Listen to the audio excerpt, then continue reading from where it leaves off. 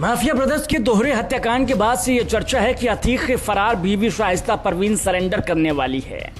हाल फिलहाल में उसके सरेंडर को लेकर कयासबाजी तेज हो गई है। ऐसा इसलिए क्योंकि अतीक की फरार बहन आयशा नूरी के वकील ने कोर्ट में सरेंडर करने को लेकर अर्जी दी है।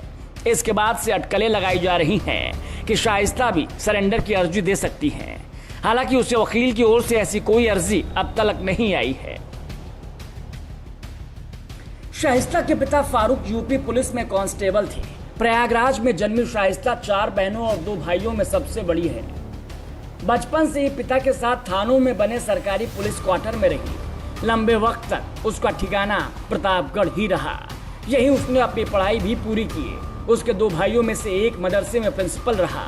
यानी शाइस्ता के परिवार का जुर्म और इस दुनिया से कोई नाता फिलहाल नहीं था। छोटी उम्र से ही घर की जिम्मेदारी संभालने के बाद शाइस्ता ने स्नातक किया। फिर ग्रेजुएशन करने के बाद साल 1996 में उसके पिता अतीक के घर रिश्ता लेकर पहुंचे। तब शाइस्ता 24 साल की थी। उस वक्त अतीक की गिनती प्रदेश के बड़े माफिया में होती थी। तब तक वो 1989, 91 और 93 में लगातार 3 बार निर्दलीय विधायक चुना जा चुका था। 2005 में जब बसपा विधायक राजू पाल की हत्या हुई तो पूरे देश में इसकी चर्चा होने लगी। मायावती ने मुख्यमंत्री बनते ही अतीक और उसके भाई अशरफ पर कार्रवाई शुरू कर दी। इसके बाद शाइस्ता भी अतीक के गैंग और कारोबार में सक्रिय हो गई। अतीक और दोनों बेटों के जेल जाने के बाद शाइस्ता ने गैंग और कारोबार को संभालना शुरू कर दिया। छोटा बेटा असद भी सक्रिय हो गया। दोनों मिलकर प्रयागराज से लेकर कई जिलों के बिल्डर्स और व्यापारियों को धमका कर रंगदारी मांगने लगे।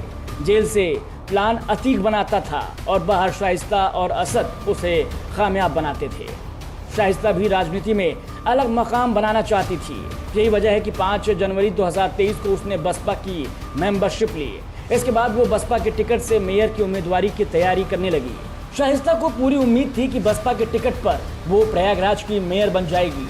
उसने चुनाव प्रचार भी शुरू कर दिया था। लेकिन फरवरी में उमेश पाल का मर्डर हो गया। इसका आरोप अतीक और उसके परिवार पर लगा। शाइस्ता भी इसमें आरोपी बनाई गई। इसके बाद बसपा ने शाइस्ता को पार्टी से बाहर का रास्ता दिखा दिया।